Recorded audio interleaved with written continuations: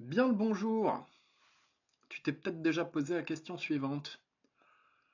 Mais comment ça se fait que mon business il marche pas? Ou mais comment j'en suis arrivé à ce point-là où dans mon business j'ai plus envie de me lever le matin? Eh ben on va aller exploiter la réponse aujourd'hui parce que sur le marché de l'entrepreneuriat, donc qu'on soit artisan, vendeur de services, vendeur de produits, moi il y a un angle de développement que je vois quasiment jamais. Il est anecdotique. Je le vois pas non plus dans le salariat, je le vois pas dans le recrutement, et pour moi c'est une énorme connerie. Donc j'espère que ça va vous péter à la figure dans cette vidéo. C'est le but.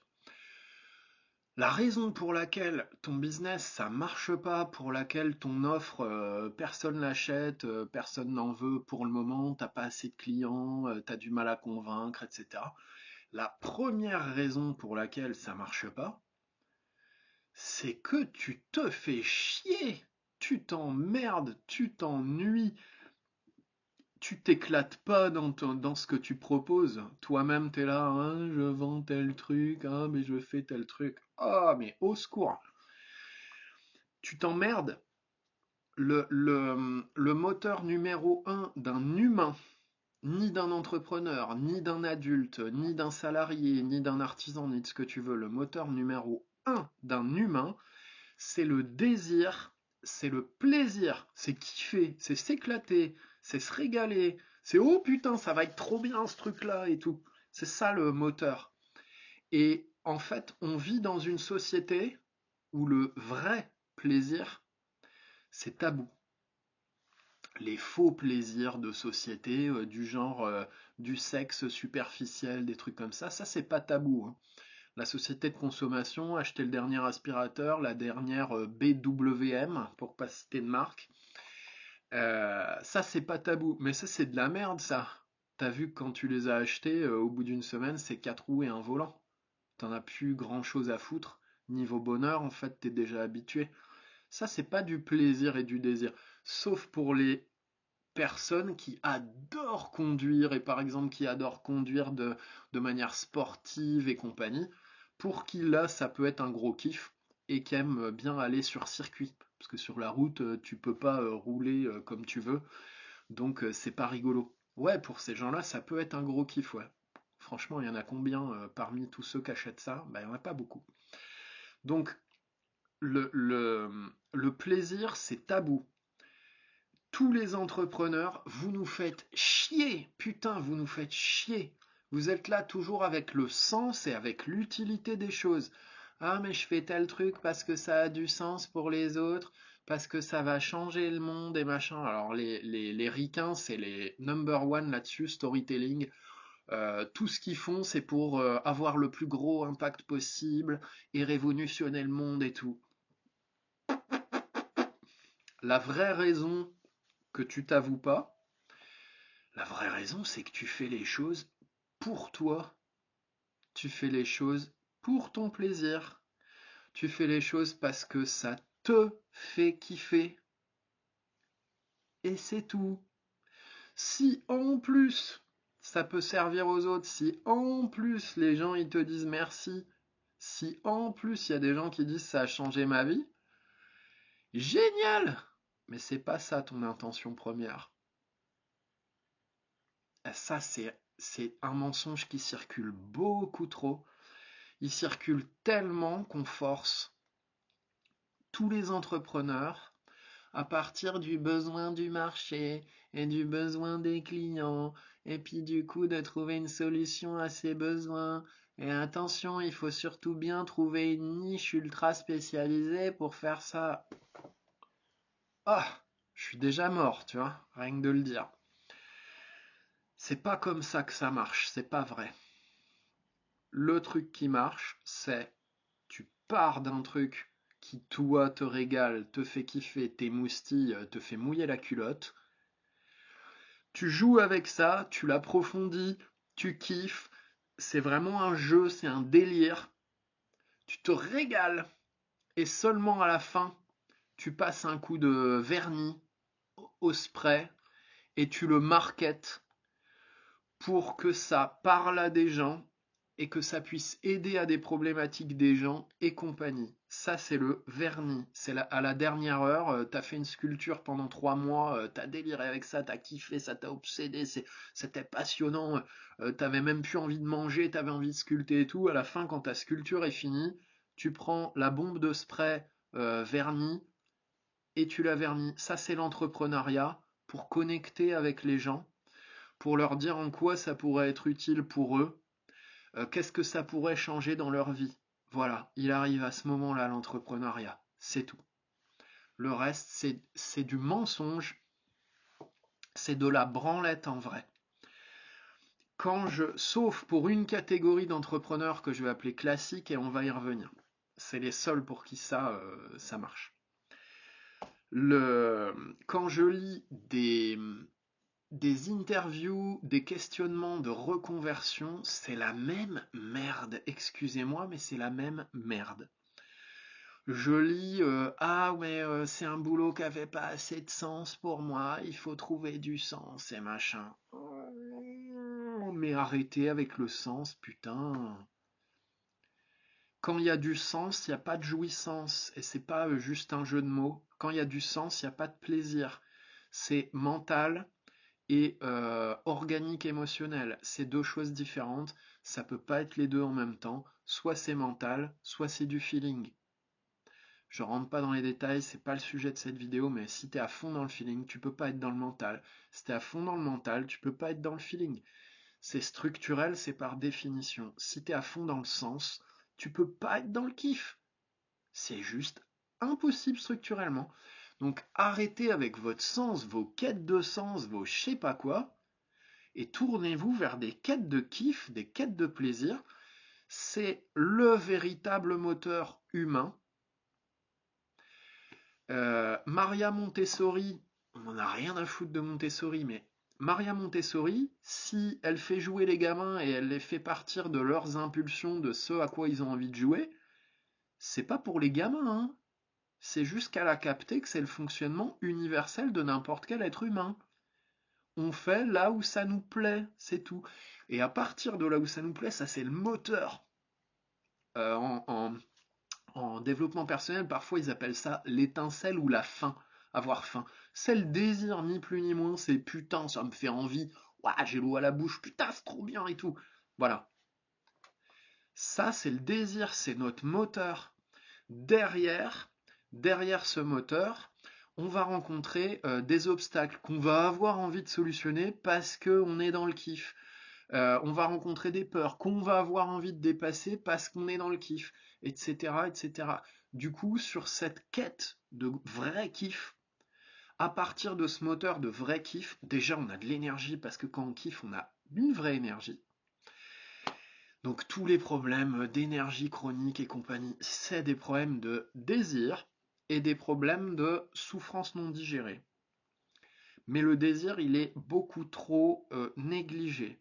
Qu'est-ce que tu veux que tu aies envie de te lever le matin si t'as pas des gros désirs? Des trucs en ce moment qui te font putain de kiffer, des projets où en ce moment tu te dis ouh c'est génial, ça j'ai trop hâte. Bah tu peux pas en fait, t'as pas envie de te lever le matin. Et t'as beau faire 30 ans de thérapie à travailler sur tes problèmes et sur tes blocages et machin, ben ça remplace pas le désir, hein. Tu peux faire à l'infini tes blocages, ça libérera toujours pas le moteur du désir, qu'est j'ai envie de faire ci, j'ai envie de faire ça. Ok. Donc c'est pour ça que Montessori, elle a créé cette méthode, que maintenant qui est devenue une espèce de religion, appliquée par plein de gens qui comprennent pas la philosophie qu'il y a derrière. Je suis pas en train d'idéaliser Montessori, je suis juste en train de dire qu'elle a décrit une loi universelle pour les humains. Si ton moteur n'est pas le désir, tu ne peux pas être heureux. Point. Si ton moteur n'est pas le désir, tu ne peux pas t'épanouir en tant qu'entrepreneur, artisan, artiste. Point. Si ton moteur n'est pas le désir, mais ton entreprise, elle fonctionnera jamais. Sauf si tu es dans un schéma de souffrance, faire des trucs qui marchent et qui me rendent pas heureux parce que papa, maman ont fait la même chose, parce que les grands-parents ont fait la même chose, etc. Donc c'est ta prison Pour ces gens-là, bah ouais, ça va marcher économiquement, mais j'appelle pas ça marcher parce que ça te rend pas du tout heureux. Tu te sens en prison et ta vie c'est de la merde, donc non. Voilà pourquoi le désir c'est aussi important. C'est extrêmement tabou dans notre société, ça fait plus de 2000 ans que c'est tabou. C'est pas pour rien que le désir et autres, dans les religions, on retrouve à chaque fois faut pas toucher, c'est pas bien, tu vas aller en enfer, tu machin. Euh, tout ça, la traduction, c'est juste on sait pas d'où ça vient, mais on a tous peur d'aller à l'endroit où ça nous fait vraiment plaisir. Qui soient pas des plaisirs superficiels où le lendemain tu l'as plus, mais des plaisirs qui se continuent comme ça de jour en jour et waouh, et toi-même t'es surpris de putain, c'est génial. Ça nous fait peur. C'est pour ça qu'on l'a mis dans les religions en disant attention, faut pas y aller, c'est pas bien. C'est juste qu'on a les pétoches. Dans la société, le désir c'est tabou. Tout est déguisé sous forme d'utilité, sous forme de sens.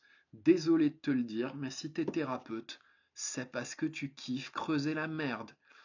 Si t'es thérapeute, c'est parce que tu kiffes creuser les souffrances. T'as un plaisir à aller voir là où ça coince et là où ça fait mal. Sinon, tu serais pas thérapeute, tu serais autre chose. Si tu as un plaisir à construire des projets, des trucs comme ça, en tant qu'accompagnant, bah, tu seras coach, tu ne seras pas thérapeute, tu seras tourné vers l'action, tu seras tourné vers la construction. Il n'y en a aucun des deux qui est mieux. Il y a juste celui auquel tu as envie de jouer parce que ça t'éclate. Ce que les accompagnants ne disent pas parce que ils sont dans le don, ils sont dans le service, ils sont là pour aider les autres, ils sont utiles à la société. Mon cul. Ce que les accompagnants ne disent pas, c'est qu'ils font les choses pour leur gueule.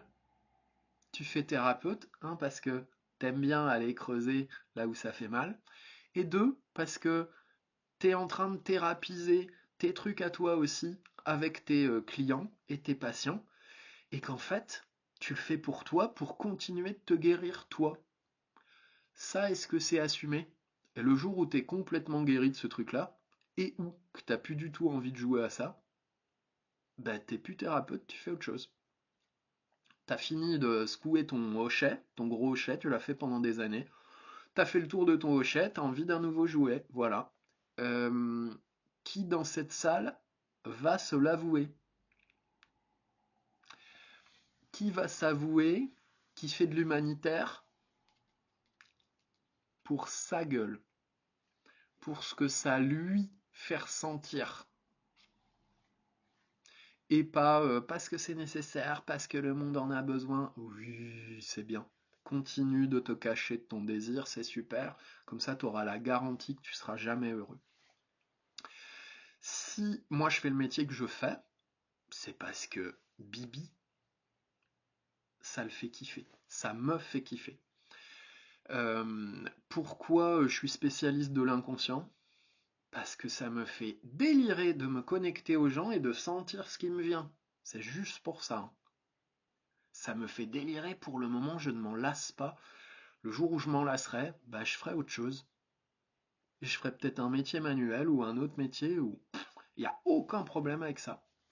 Le moteur, c'est toujours le désir. Si un jour je passe à autre chose, eh ben mon nouveau métier, ça sera basé sur mon moteur, tu l'as compris, le désir. Voilà, ça sera un truc où je me dirais, waouh, mais c'est tellement génial de jouer avec ça. Ben, je vais en faire mon métier du coup. Voilà. En général, il y aura eu une phase où je découvre un nouveau truc, je trouve que je kiffe, et puis je continue à kiffer, kiffer, et j'avance, et puis je vais me dire, waouh, mais je kiffe vraiment de ouf ce truc-là, puis ça fait longtemps que ça dure, ça n'a pas l'air de s'arrêter. Bah du coup, ce truc-là, je le transformerai en métier. Comme un entrepreneur, tu pars de ce que tu kiffes, et à la fin, tu le transformes en offre commerciale que tu vends aux gens. Ça, c'est la manière normale de faire pour un humain. Le reste, c'est faux. Il faut te nicher, il faut faire des trucs utiles. Bref, t'as compris. Ça, c'est du bullshit. Tout le monde le rabâche comme un perroquet. C'est de la merde, ça ne marche pas. Le seul moteur qui te fait être persévérant, salut les menteurs, c'est le plaisir. Les gens qui aiment se faire violence à faire du sport tous les jours, des arts martiaux, des machins, ils aiment bien jouer à faire les bonhommes, genre ouais, moi j'aime la discipline, mais... enfin, ils disent pas j'aime la discipline. De toute façon, faut faire ce qu'il faut faire, même quand j'ai pas envie, je le fais, je m'écoute pas. Ouais, t'as juste pas envie de t'avouer que t'aimes explorer ce genre de choses, ça te fait délirer, ça te fait kiffer de pousser tes limites, quitte à avoir mal. T'as juste pas envie de t'avouer que t'as un côté sadomaso sain, ou t'aimes bien te mettre dans le dur. Eh ben, c'est cool. Et pourquoi tu te l'avoues pas? Ça fait peur, c'est sale. Donc, tout le monde a un seul driver, c'est le désir. Un seul driver, le désir. Et il y a plein de gens qui ne se l'avouent pas. Je me souviens d'une interview de Christophe Waltz, qui a joué dans des séries, des films américains hyper connus, dont Inglorious Bastards et, euh, et Django Unchained. Quand tu lis Christophe Waltz dans une interview, il te dit: j'aime pas mon métier, j'en ai marre des gens qui disent qu'il faut être passionné pour faire un métier. Moi, je fais ce métier-là, puis c'est tout. Comme je suis dedans, bon, bah, j'essaye de bien faire, mais basta. Mais ma vie, elle tourne pas autour de l'acting. Voilà. C'est beau de se mentir, Christophe, hein. J'ai enregistré l'interview, je me suis dit que je m'en servirais toujours comme contenu dans mes groupes Facebook dédiés à la transformation et au bonheur, le vrai. Parce que c'est beau de se mentir, Christophe. La vérité, c'est qu'il a peur de s'avouer qu'il kiffe de ouf ce qu'il fait. Il kiffe de ouf ce qu'il fait, mais c'est pas pour ça que c'est complètement le centre de sa vie. Ouais, et qu'est-ce qu'on en a à foutre? Moi j'ai des potes, ils ont trois passions, hein.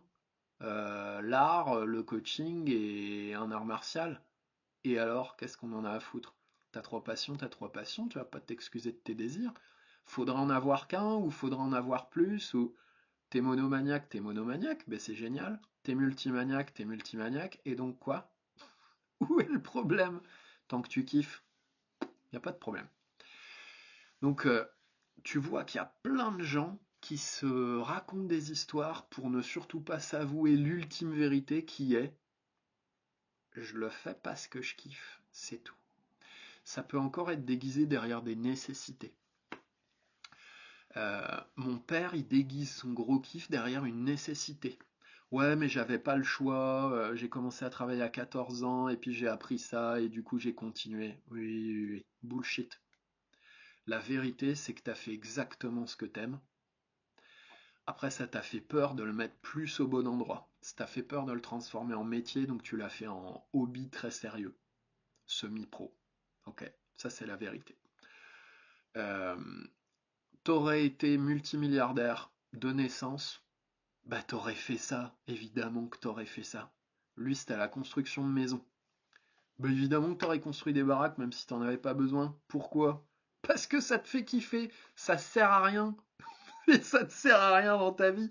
Ça répond pas à une nécessité, un problème, Non, c'est juste, tu kiffes. Eh ben, à un moment, faut s'avouer qu'on kiffe les choses. Sinon, tu ne peux pas être heureux. La catégorie d'entrepreneurs dont j'ai pas parlé, c'est des entrepreneurs que j'appelle classiques, qui en fait aiment entreprendre, ils kiffent. Ils kiffent le management, ils kiffent déléguer des trucs, ils kiffent bosser en équipe, ils kiffent avoir des problèmes pleins, divers et variés et trouver des solutions. Ils kiffent ça, ça s'explique pas. Ils vendraient des bics, ils vendraient des fringues, ils vendraient des services de dev perso, ils vendraient de la peinture, ils vendraient des baraques, ils vendraient tout et n'importe quoi qui existe, de l'artisanat d'art ou machin. En fait, ils s'en foutent pas mal de ce qu'ils vendent, c'est pas ce qui les intéresse. Ce qui les intéresse, ce qui les fait kiffer, c'est tous ces processus qu'il y a dans une entreprise. Avoir une vision, avoir des collaborateurs, les interactions entre les collaborateurs, satisfaire les clients, c'est ça qui kiffe. Tu vois, c'est pas un truc très spécifique dans la forme, c'est pas un objet particulier ou un service particulier, mais c'est ce qu'il y a autour qui kiffe. Moi, je kiffe la théorie. Je kiffe à partir de ce que je vis et de ce que j'observe que les gens vivent. 10 ans d'accompagnement, donc j'ai plein d'observations de mes clients et des gens que j'observe qui ne sont pas mes clients. Moi, je kiffe à partir de ça dégager des lois universelles, des lois générales qui s'appliquent à tout le monde. Ça sert à rien. Je veux dire, ma chérie, elle a pas ses lois universelles, elle a pas de kiff pour ça, elle en a rien à foutre. Ma chérie, elle me dit, mais moi, ça m'emmerde. Moi, je veux juste profiter de la vie, hein, c'est tout. Faire ce que j'aime et point. J'ai pas envie de me poser ces questions-là, j'ai pas envie de réfléchir à si c'est universel et tout, je m'en tape. Eh ben, c'est parfait. Moi, pourquoi je fais ça? Pourquoi j'écris des posts, des newsletters, etc., qui parlent des phénomènes généraux? C'est pas parce que je suis un bienfaiteur et que j'ai envie de vous aider le plus possible du monde, hein. Je pourrais jouer à ça, mais j'aime pas trop mentir. Parce que quand on ment, on kiffe pas de ouf, hein. Je le fais parce que j'adore faire ça, c'est tout. J'ai un côté prof de fac où je kiffe transformer ça en théorie. Moi, mon délire, c'est modeler, entre autres, hein, c'est modeler, c'est ressentir ce qu'il y a chez les gens et le verbaliser. J'adore ça, c'est pour ça que j'en ai fait mon métier, basé sur ce qui est inconscient, parce que je joue avec ça, j'ai l'impression de faire le clown et je kiffe. Et théoriser les choses, me demande pas pourquoi, moi ça m'excite. Voilà. Bah, c'est pour ça que je le fais. C'est pour moi. Pourquoi j'écris mes newsletters? C'est pour moi. Et seulement à la fin, je me sers de ce que je kiffe et c'est pour moi, et je le tourne un petit peu, tu vois, je mets la couche de vernis pour que toi ça te serve aussi, et pour que toi ça t'aide, et pour que toi tu puisses avoir un intérêt à me payer pour faire ce que moi j'aime faire. C'est complètement intéressé, hein. Et la bonne nouvelle, c'est qu'on est tous comme ça. On fait tous des trucs complètement intéressés. Et ça peut intéresser les autres, et ça peut changer la vie des autres. Ouais, carrément. Mais le moteur, c'est que ça t'intéresse toi et que ça te fasse kiffer toi. Si tu mets pas ce moteur-là en premier, tu vas pas tenir. C'est impossible. Il y a trop d'accompagnants qui lâchent au bout de 1 an ou au bout de 2 ans. Ah ouais, mais c'est trop dur. Ah, mais c'est trop dur de trouver des clients. Ah, mais le vrai sujet, est-ce que tu fais les choses parce que tu les kiffes? Et il est possible que tu te rendes compte que en fait, bah, la thérapie et le coaching, tu kiffes un petit peu en petite touche avec tes proches, mais que toute la journée, ça te fait chier. Coacher des gens toute la journée, ça te fait chier.